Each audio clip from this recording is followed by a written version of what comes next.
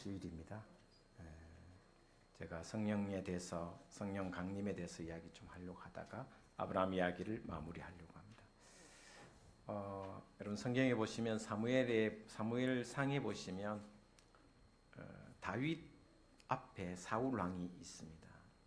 사울은 사무엘에게서 기름 부음 받은 왕으로서 부음 받은 후에 성령이 이렇게 오셨습니다. 임재하셨습니다. 그죠?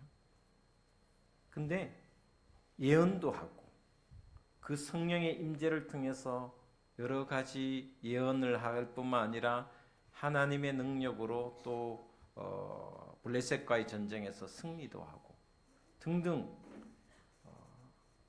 사울에게 성령이 임재한 사건들, 그리고 춤추며 노래하며 하나님을 기쁘시게 하는 사건들이 곳곳에 이렇게 나타납니다. 그럼에도 불구하고 여러분 성경은 사울을 성령으로 산 사람이라고 이야기하지 않습니다. 성령으로 살아간 사람이라고 이야기하지 않습니다. 성령의 임재는 있었지만 성령의 사람으로 살아가지 않은 이유가 뭘까?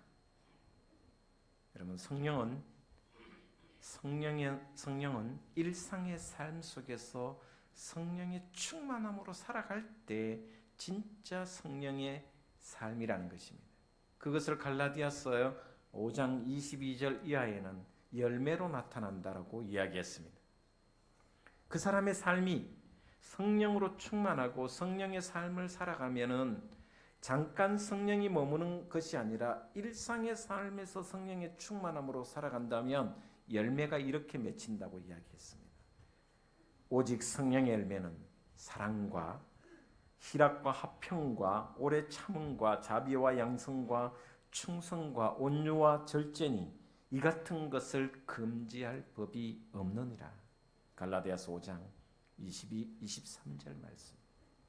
다시 말하면 사울은 성령은 받았지만 성령으로 충만한 삶을, 열매 맺는 삶을 살아가지 못했다라는 것을 성경은 우리에게 가르쳐주고 있습니다. 마찬가지입니다. 오늘 우리에게도 성령을 받았다는 것과 성령으로 충만하게 살아간다라는 것은 전혀 다른 이야기가 될 수 있습니다. 열매가 있어야 됩니다.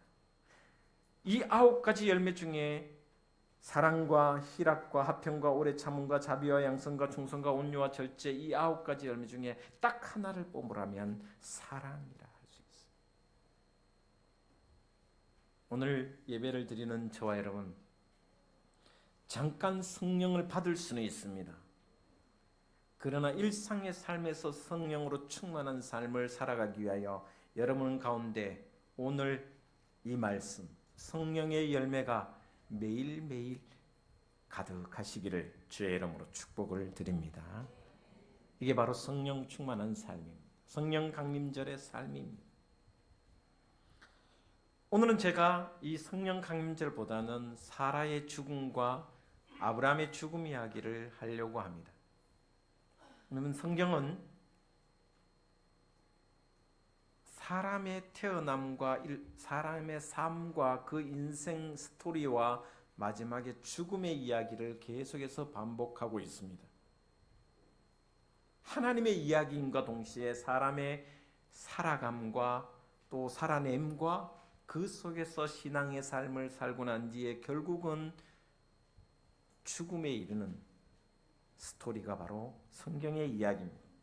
오늘 본 말씀을 들여다보면 사라가 127세에 죽었습니다. 그 뒷장에 조금 더 가보면 아브라함은 175세에 25장에 보시면 175세에 죽었습니다. 그리고 아브라함은 그 사라를 먼저 장사 지냈습니다. 근데 오늘 1절에 보면 2절에 보면 사라가 가나안 땅 곧 헤브론 기럇 아르바에서 죽음에 아브라함이 들어가서 사라를 위하여 슬퍼하며 애통하였다. 슬퍼하며 애통하였다라고 기록하고 있습니다. 너무너무 슬펐고 너무너무 눈물이 흘렀고 사별 가운데 이런 아내와 남편이 죽는 사별이 가장 슬픔이 크다라는 거죠. 부모의 죽음, 실제로 자식의 죽음보다 더 아픈 것이 사별의 고통이다라는 것을 우리는 잘 알고 있습니다. 아브라함 입장에서 한번 생각해 봤습니다. 평생을 함께 살면서 이리 가자고 하면 따라왔고 또 저리 가자고 하면 또 저리 따라왔고 그런 아내를 생각하니 눈물이 날 수밖에 없었던 것 같습니다.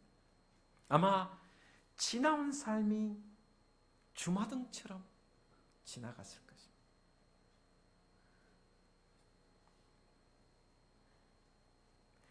살아는 고생, 집 나가면 무슨 고생이라던데 정말 고생 많이 했습니다. 가나안 땅에 들어갔더니 기근이 들어 굶기를 밥 먹듯이 했습니다. 남편 따라 가나안에 갔더니 먹을 것이 풍부한 것이 아니라 가뭄이 들어 먹을 것조차 없고 굶주렸습니다. 또 이 남편이라는 인간이 이 인간이 자기를 2번이나 다른 왕에게 팔아먹었습니다. 그렇게 외간 남자에게 팔아먹었지만 묵묵히 남편을 따라 그러면서 사라를 보시면 남편에게 여보 이렇게 칭하지 않습니다. 항상 주라고 표현합니다. 주인 주자를 씁니다. 당신은 나의 주인입니다 라고 고백합니다. 조카 롯이 비옥한 땅을 택하고 자신의 가정은 험악한 산악에 머물 때에도 사라는 남편에게 불평하거나 원망하지 않습니다. 왜 비옥한 땅을 놔두고 왜 조카에게 내어주냐고 바가지 긁지 않습니다. 한많은 여인이었습니다. 한많은 여인이라는 게 뭐냐 하면 자식을 갖지 못하는 자신의 인생을 너무나도 힘들어했습니다. 조선시대에는 7거지악 중에 2번째 악이라 그랬습니다. 자식을 못 낳으면 악이라 그랬습니다. 사실 생각해 보면 이보다 더 큰 고통이 어디 있으며 이보다 더 큰 한이 어디 있겠습니까? 사라는 궁여지책으로 자기 몸종인 하갈을 남편과 동침하게 해서 자녀를 바랍니다. 여자 입장에서 한번 생각해 보시면 첫날 밤 한번 생각해 봅시다. 남편이 다른 여자와 동침한다? 아마 그 밤은 뜬 눈으로 밤새웠을 것 같아요. 아무리 자식이 없는 한이 있더라도 내 몸종을, 내 여종을 남편과 동침하게 한다는 여자의 마음은 이루 형용할 수 없는 고통이었을 것입니다. 하갈이 임신했습니다. 이스마엘을 가진 이후부터 주인인 사라를 멸시하고 핍박하기 시작합니다. 그것도 너무 고통스러웠습니다. 자식이 없는 한이 이렇게 괴로울 줄은 몰랐던 것입니다. 이런 사라에게 은혜를 베푸셔서 하나님은 기적적으로 하나님께서 이삭을 허락하여 주셨습니다. 그런데 여러분 성경을 보시면 아들 장가가는 것도 보지 못했습니다. 손주 손녀도 보지 못했습니다. 이런저런 생각 가운데 아내의 죽음 앞에 아브라함이 그 아내의 죽음을 보고 슬퍼하며 애통하며 눈물을 흘렸습니다. 성경은 이런 사라의 신앙에 대해서 이렇게 표현해 주고 있습니다. 여러분 베드로전서 3장 6절에 보면 아브라함의 아내 사라에 대해서 성경은 이렇게 표현해 주고 있습니다. 아름다운 여인으로 이야기합니다.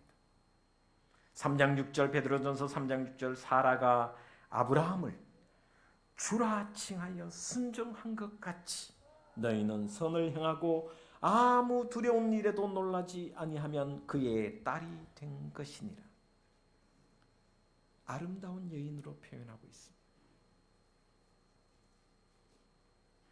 베드로전서의 베드로 사도가 이야기하기를 사라만큼 아름다운 여인이 어딨냐. 아내들이여 여인들이여 남편의 말에 순종하고 남편에게 주라 칭하며 고통 속에 내몰릴지라도 그를 주인으로 섬기고 사랑하고 섬기면 희생하면 아름다운 여인 사라처럼 그의 딸이 될 것이다라고 이야기해 주고 있습니다. 여러분 사라처럼 남편을 사랑하고 순종하여 가정에서 기쁨이 넘치는 그런 신앙의 삶, 그런 행복한 가정을 여러분이 만들어 가시기를 주의 이름으로 축복을 드립니다. 또한 남편들에게도 말씀해 주고 있습니다. 남편들아 아내를 사랑하라. 사랑하라. 죽게 하듯 사랑하라. 라고 말씀해 주고 있습니다. 아브라함은 고향을 떠날 때도 울지 않았습니다. 아브라함은 기근을 만나 굶주릴 때도 울지 않았습니다. 조카 롯이 포로로 잡혀갔을 때도 오히려 더 담대하게 울지 않고 거기에 의연하게 대처했습니다.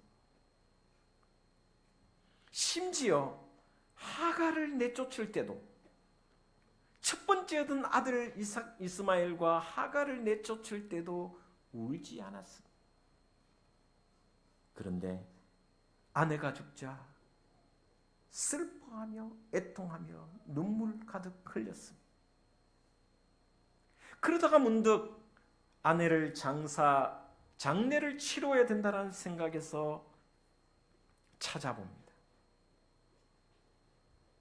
그런데 땅 한 평 없었습니다.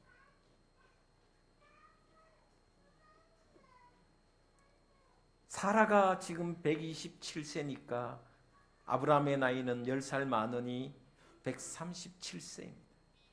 아브라함이 갈대아 우르를 떠나올 때 75세였으니 약 60년이 넘었습니다. 하나님의 약속을 믿고 60년간 따라왔는데 여전히 땅 한 평, 아내를 장사 지낼 땅 한 평이 없었습니다. 찾아보니 동네에 막벨라 굴이 있었습니다. 그래서 오늘 본 말씀을 찾아보면 동네 사람들에게 부탁을 합니다. 이렇게 이야기합니다. 헷 족속에게 말하여 이르되 3절 4절 나는 당신들 중에 나그네여 거류하는 자이니 당신들 중에서 내게 매장할 소유지를 주어 내가 나의 죽은 자를 내 앞에서 내어다가 장사하게 해 주십시오.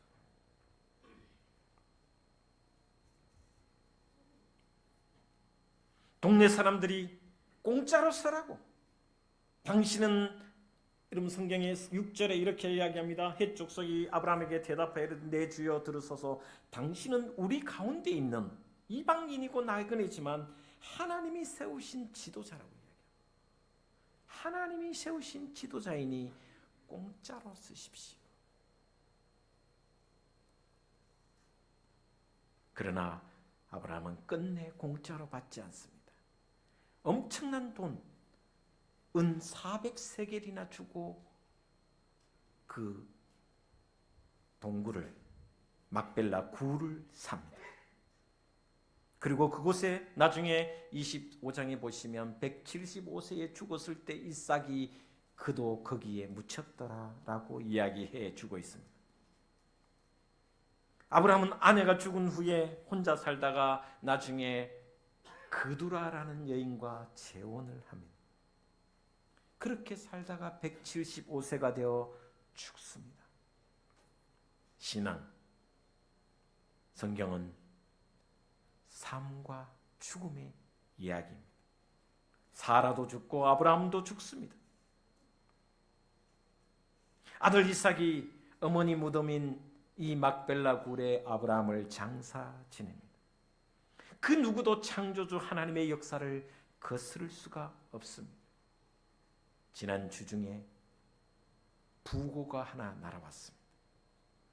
목사들이 장례를 엄청 많이 다닙니다. 그런데 너무 아픈 부고 소식이었습니다.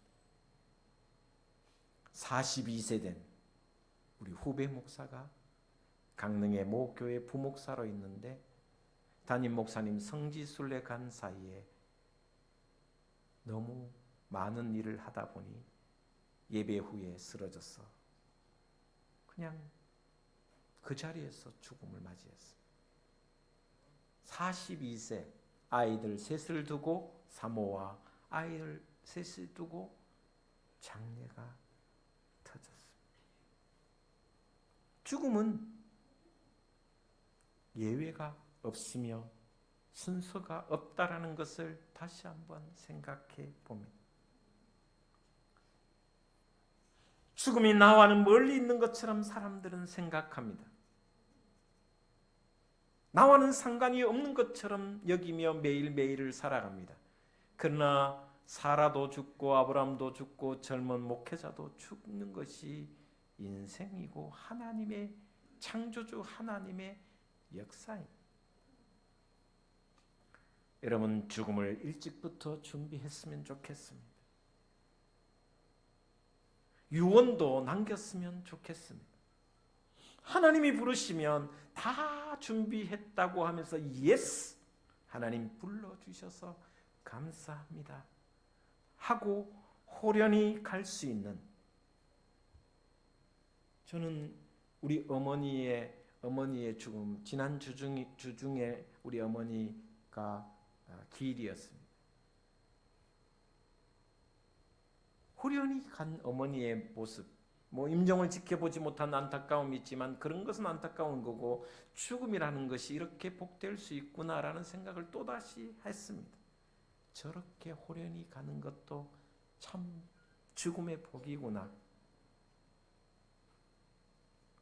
곧 한 송이 놓아드리고 오면서 그 생각을 했습니다. 나도 이런 죽음을 준비하며 매일매일 하나님 앞에 서야겠구나라는 생각을 했습니다. 그 죽음의 준비 가운데 아브라함의 이야기를 하려고 합니다. 아브라함은 175세가 될 동안 가진 것은 오직 막벨라 굴 하나뿐이었습니다. 아브라함의 하나님이 약속해 주신 땅을 다 보지도 못했으며 가지지도 못했습니다. 하나님은 동쪽과 서쪽 남과 북을 다 보라, 이 땅을 내가 너에게 주리라고 하셨지만 겨우 쓸모없는 시신만 놓아둘 수밖에 없는 막벨라 굴, 그 땅만 차지했습니다. 겨우 장사 지낼 굴 하나뿐이었지만 땅이 없다고 그는 불평하지 않았습니다. 하나님은 또 약속해 주셨습니다. 자식도 내가 먼저 자식 돌락하긴 했지만 하나님이 한밤중에 장막 밖으로 데리고 나와서 하늘을 보라, 별이 얼마나 많으냐, 셀 수가 없습니다. 너의 자손이 그렇게 될 것이다 라고 하나님이 약속해 주셨습니다. 그런데 딸랑 한 놈이었습니다. 이삭 한 명밖에 주시지 않았습니다. 더군다나 이삭이 장가들었지만 똑같이 엄마와 같이 자신의 아내 사라와 같이 며느리 리브가도 20년간 자식이 없었습니다. 그럼에도 불구하고 아브라함은 왜 하나님 자식이 없냐라고 불평하거나 원망하지 않습니다. 불임이었던 아내 사라에게 기적처럼 하나님이 자식을 주신 것처럼 이삭의 아내 며느리인 리브가에게도 하나님이 생명을 주실 것이라는 믿음을 가지고 기다리고 기도했습니다. 그래서 히브리서 11장에는 성경은 이렇게 아브라함의 믿음을 이렇게 표현했습니다. 멀리서 바라보면서 죽음을 맞이했다. 멀리서 바라봤다는 것은 무슨 말이냐면 아직 이루어지지 않았지만 아직 자식도 없고 땅도 주시지 않았지만 멀리서 바라봤다는 것은 앞으로 미래에 반드시 이 일이 하나님의 약속대로 이루어 주심을 믿고 아멘하며 할렐루야 했다라는 것을 이야기하고 있습니다. 아브라함도 죽고 사라도 죽고 우리도 죽습니다. 세상 사람들도 죽습니다. 그렇다면 아브라함의 무덤과 세상 사람들의 무덤이 무엇이 다를까?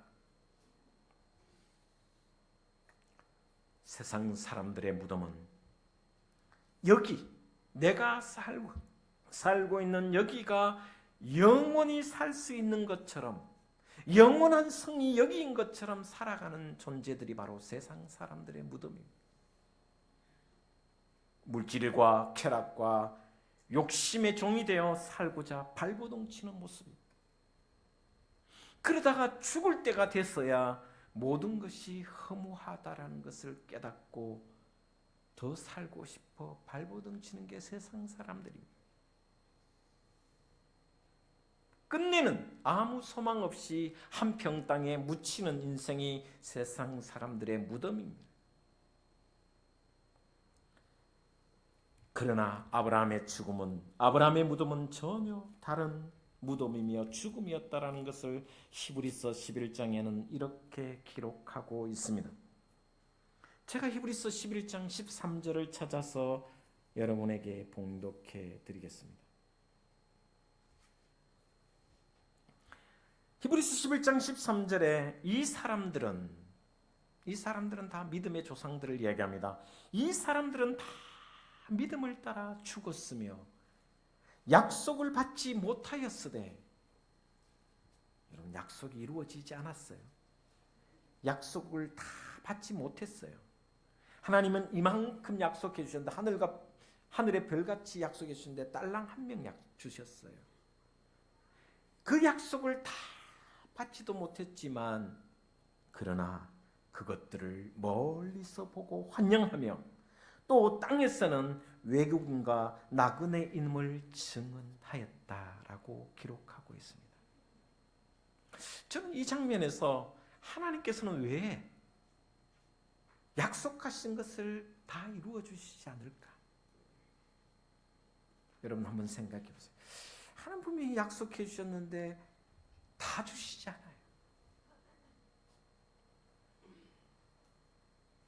여러분 하나님이 우리에게 약속한 것을 다 주시고 물질과 건강과 가정과 행복과 무엇이든지 다 주시면 우리는 어떻게 사느냐? 여기가 천국인 줄 알고 살아요. 여기가 영원한 도성임 하나님 나라라고 생각하며 사는 것입니다. 여기가 본향인 줄 알고 살아간다는 것입니다. 아브라함은 약속을 다 받지 못했습니다. 아니 세 발의 피처럼 받았습니다. 그 중에 하나 딸랑 받았습니다. 죽을 때까지 묻힐 땅 한 평밖에 없었으며 자식은 딸랑 하나밖에 없었으며 그 자식이 결혼을 했는데도 아직 자식이 없었습니다. 그러나 오늘 본 말씀에 이렇게 고백하고 있습니다. 멀리서 보고 환영하였다. 또 땅에서는 외국인과 나그네로 살았다.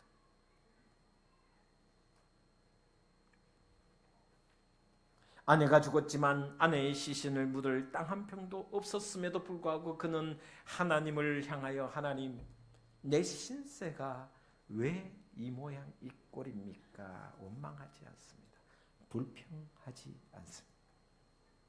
동네 사람들도 공짜로 이 땅을 쓰라고 했음에도 불구하고 그 땅을 공짜로 쓰지 않고 돈을 주고 값비싸게 치르고 그 땅을 삽니다. 이때 아브라함이 스스로 이야기하는 말이 있습니다.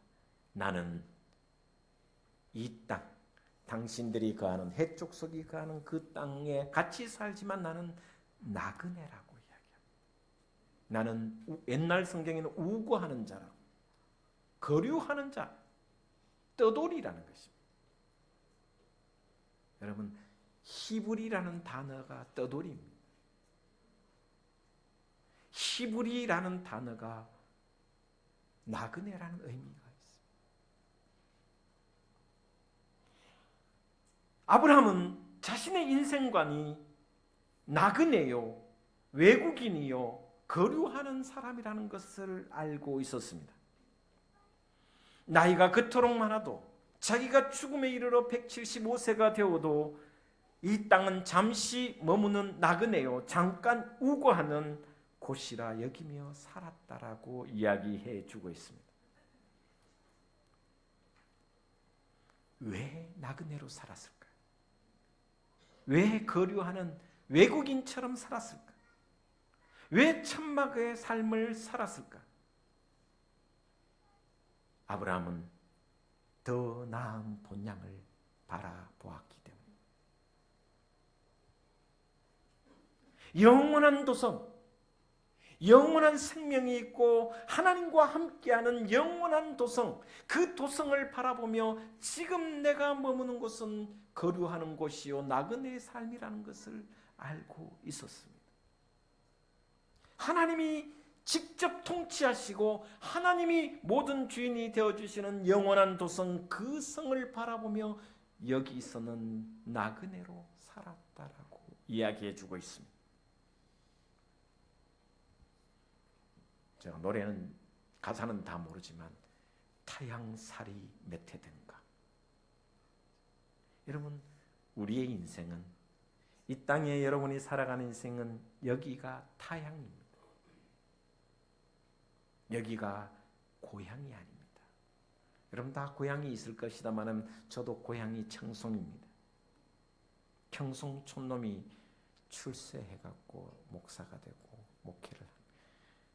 얼마 전에 그 학교에 갔더니 신학교 모교에 갔더니 소개를 했어요. 제가 이제 부노회장이라고 소개했는데 청송 사람이 3사람이나 있었어요.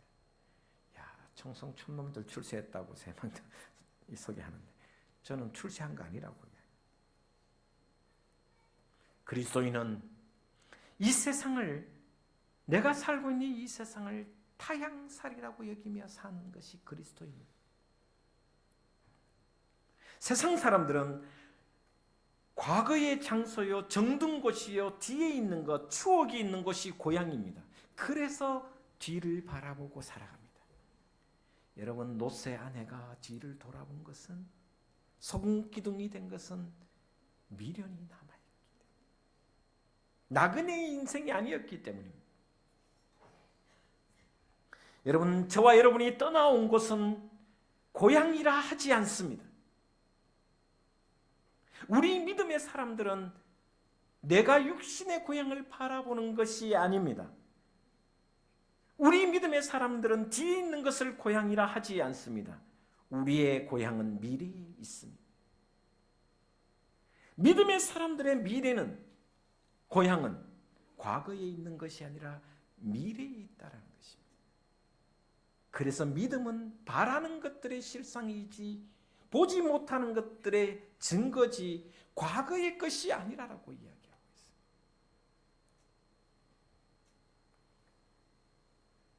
여러분, 오늘 말씀을 들으면서 우리 앞에 있는, 뒤에 있는 고향이 아니라 우리 앞에 있는 본향을 향해 나그네의 삶을 살아가는,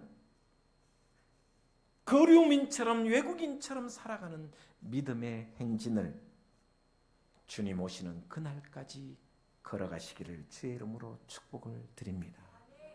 그렇기 때문에 나그네의 삶은 고난이 많습니다. 여러분, 정창민의 삶과 나그네의 삶은 다릅니다. 나그네는 아픔이 많습니다. 고난과 시련이 많을 수밖에 없습니다. 다시 말하면 세상 사람들과 나의 삶, 우리의 신앙의 다른 것 중에 하나가 오히려 믿는 사람이 고난이 더 많을 수 있다는 것입니다. 왜냐하면 타향살이이기 때문에, 나그네이기 때문입니다. 그러나 그럼에도 불구하고 근본적으로 우리는 고향이 다른 사람들입니다. 세상과 우리의 모습은 고향이 다른 삶을 살아요. 우리의 고향은 본향, 영원한 도성, 하나님이 계시고 그곳에는 눈물도 없으며 고통이 없으며 아픔이 없으며 상처가 없는 아름다운 본향. 고향은, 타향살이는 어떻게 보면 원칙적으로 나와 맞지 않습니다. 본향을 바라는 삶과 그냥 내 지금 살아가는 이 세상은 원칙적으로 잘 안 맞습니다. 만약에 이걸 거꾸로 생각하면 나는 세상에서 적응을 너무 잘한다 생각하면 타향살이가 아니고 본향이 여기가 아닐까, 그런 생각을 해봐야 됩니다. 타향이기 때문에 나그네로 외국인처럼 순례처럼 살아가는 것입니다. 그러면서 히브리서 11장 15절 16절의 성경은 이렇게 기록하고 있습니다. 제가 봉독하겠습니다. 그들이 나온 바 본향을 생각하였더라면 돌아갈 기회가 있었으려니와. 그들이 내가 살고 있는 과거의 것을, 아브라함도 마찬가지입니다. 아브라함이 고향 갈대아 우르가 풍부하고 문화와 모든 것이 발달한 그곳이 더 나은 본향이었다고 생각하면 돌아갈 기회가 수없이 있었습니다. 그러나 아브라함은 돌아가지 않습니다. 왜? 미래를 바라보았기 때문에, 영원한 도성을 바라보았기 때문에. 16절에 이렇게 얘기합니다. 그들이 이제는 더 나은 본향을 사모하니 곧 하늘에 있는 것이라. 이러므로 하나님이 그들의 하나님이라 일컬음 받으심을 부끄러워하지 아니하시고 그들을 위하여 한 성을 예비하셨느니라. 할렐루야. 하나님이 우리를 부끄러워하지 않는다. 어떻게 사는 사람? 본향을 그리며 앞을 향해 가는 사람, 영원한 도성을 뿌리고 더 나은 본향을 향해 나아가는 나그네의 삶을 사는 사람을 하나님은 부끄러워하지 않고 너의 하나님으로 불리는 것을 자랑한다라고 말씀하고 있습니다. 여러분은 하나님이 부끄러워하지 않는 더 나은 본향을 사모하며 오늘의 삶을 살아가는, 타향살이를 나그네로 살아가는 저와 여러분의 믿음이 되시기를 주의 이름으로 축복을 드립니다. 기도하겠습니다. 하나님,